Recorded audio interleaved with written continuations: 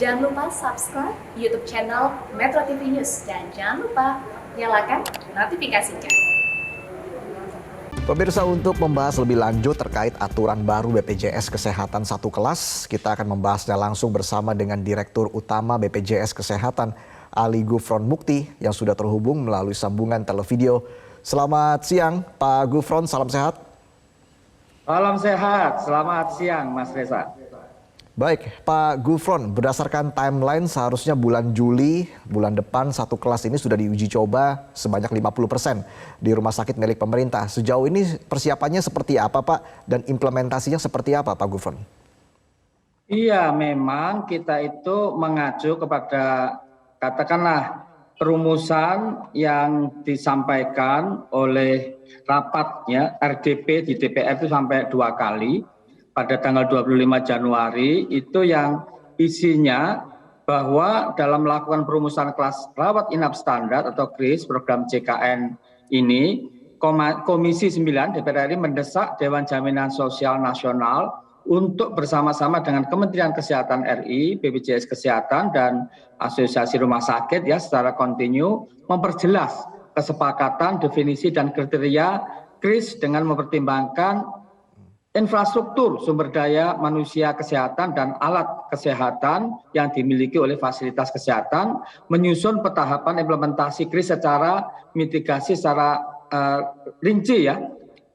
Begitu. Baik. Termasuk juga yang kedua di tanggal 31 Maret 2022 itu bahwa Komisi 9 mendesak Kementerian Kesehatan, DJSN, BPJS Kesehatan untuk melakukan penyelarasan peta jalan dan menyepakati definisi dan kriteria pelaksanaan KRIS sesuai dengan peta jalan Bappenas dengan melibatkan para pemangku kepentingan terkait, kemudian intinya meningkatkan mutu dan implementasinya didahului uji coba gitu. Makanya tahun 2022 ini diusahakan uji coba dimulai.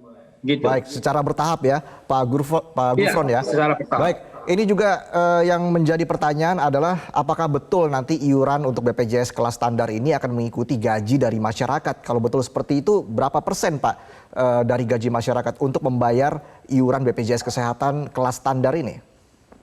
Ya, kalau masyarakat yang bergaji artinya rutin ya dia menerima gaji itu bisa 5% sebagaimana yang sudah berlaku selama ini. Tetapi bagi yang tidak bergaji, nah itu kan yang perlu menjadi persoalan. Yang penting adalah bahwa tidak sampai 2024 BPJS mengharapkan dan juga sudah diwanti-wanti sudah dipesan-pesan untuk tidak ada kenaikan iuran itu. Oleh karena itu jangan tidak perlu gaduh ya dari masyarakat ya sampai tahun 2024 itu diupayakan untuk tidak ada kenaikan iuran begitu. Baik, sudah dikonfirmasi ya tidak ada kenaikan iuran hingga 2024 begitu, Pak Gufron. Ya, kami diharapkan seperti itu. Baik, artinya tidak mungkin lebih dari iuran kelas 1 saat ini ya, Rp150.000 ya Pak Gufron? Saya kira tidak. Baik. Lalu kalau misalnya dari Anda sendiri membuat formulasi terkait dengan iuran BPJS kelas standar ini, BPJS Kesehatan kelas standar ini di rentang angka berapa itu Pak Gufron kalau boleh tahu? Nah itu kan tergantung bagaimana definisi kelas standar ya. Karena ini berubah-ubah. Dulu namanya kelas standar ya, itu ada kelas standar untuk PBI, kelas standar untuk non PBI. Kemudian ada kelas standar yang ya terakhir itu didengar kelas standar itu satu kelas ya. Nah, untuk peraturan pemerintah nomor 47 tahun 2021 ya, itu tentang penyelenggaraan perumahsakitan pasal 36 yang mengatakan bahwa kewajiban rumah sakit menyediakan sarana pelayanan bagi masyarakat tidak mampu miskin sebagaimana dimaksud pasal 27 dilaksanakan dengan menyediakan pelayanan rawat inap kelas standar. Nah, ini kalau kelas standar di sini kelihatannya untuk yang tadi tidak mampu miskin. Padahal sekarang ini ada kelas 1. Nah, sehingga sebetulnya kelas standar itu apa? Standar yang penting kan standar mutu, standar kenyamanan, standar tidak melakukan diskriminasi itu. Yang penting justru standar guidelines itu. Oleh karena itu, kalau ditanya iurannya yang mana dan berapa, nah iuran yang mana dulu, standar seperti apa gitu. Itu yang sekarang itu di dalam proses perumusan. Baik, oke. Jika memang seperti itu, apakah saat ini masyarakat yang membayar untuk iuran kelas 1 bisa menurunkan iuran mereka ke kelas 2 ataupun yang ke kelas 2 turun ke kelas 3 atau seperti apa, Pak? Iya, ini menarik. Oleh karena itu kami lakukan survei.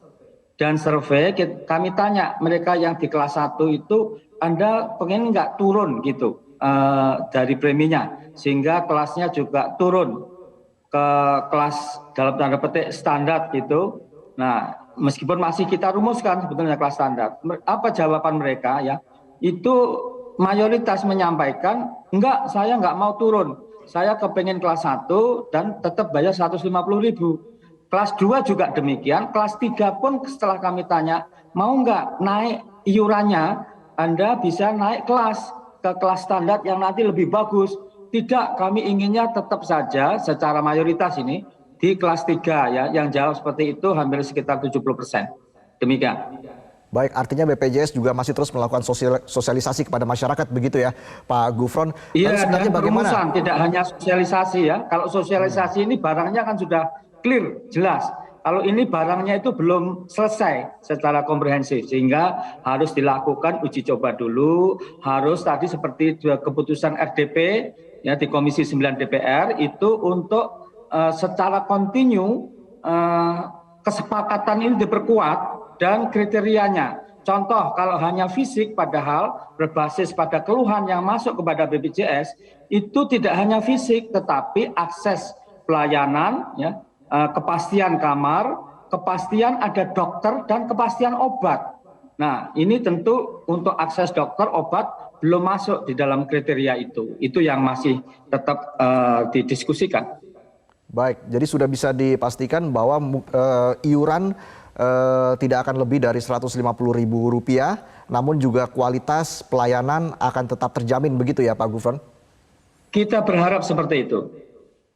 Oke. Jadi kalau kita berkaca dari persoalan-persoalan yang dihadapi oleh para pengguna BPJS Kesehatan sebelumnya, misalnya salah satu hal yang paling sering dikomplain adalah ditolak rumah sakit karena kamar inap penuh. Nah, bagaimana dengan BPJS, dengan inovasi terbaru yang dilakukan oleh BPJS Kesehatan ini bisa meminimalisir masalah-masalah tersebut dan juga bisa membuat masyarakat tetap aman dan juga nyaman begitu Pak? Terima kasih sekali, BPJS melakukan berbagai inovasi, bahkan diakui di ASA, tingkat ASEAN, ya, itu kita ada satu daftar atau dengan mobile JKN yang masyarakat bisa tahu berapa bed atau tempat tidur yang sudah ditempati di rumah sakit. Demikian juga dokter di layanan primer yang akan merujuk, sehingga kalau jangan sampai sudah dirujuk, penuh gitu ya. Jadi sebelum dirujuk udah tahu duluan. Dan tentu ini kami mengharapkan dukungan sinergi kerjasama pada pihak terkait termasuk rumah sakit gitu. Dan sekarang ini kami ingin menjaga juga rumah sakit agar cash flow-nya menjadi lebih bagus ya. Bahkan kami berikan uang muka ya untuk mereka yang lebih bagus melayani tadi itu kemudian kita berikan juga uang muka yang lebih banyak begitu. Baik, dengan adanya inovasi ini sebenarnya apa sih Pak keuntungan yang didapatkan oleh para peserta BPJS ke depan nanti Pak?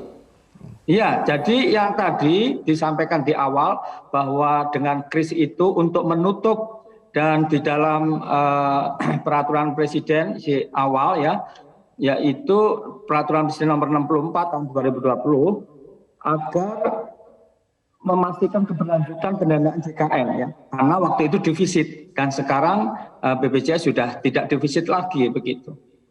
Oke, lalu apa himbauan Anda Pak untuk pihak rumah sakit dan juga masyarakat begitu agar memang BPJS Kesehatan kelas standar ini bisa melayani masyarakat luas dengan lebih maksimal Pak?